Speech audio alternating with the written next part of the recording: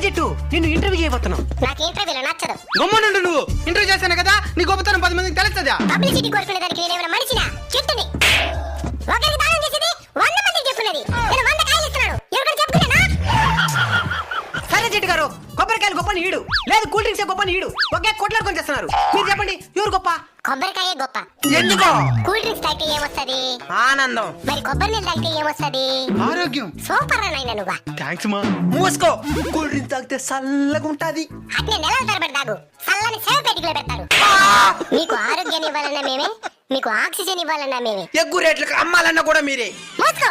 అడిగి మళ్ళీ cool drinks మాత్రం ఎంత గిద్ద అంత గులుకునేది, పనికొచ్చే మమ్మల్ని మాత్రం 10 రూపాయలకి అడిగేది. కొబ్బరికాయ జిందాబాద్. నీకు నా ఆశీస్సులు నాయనా. థాంక్స్ మా.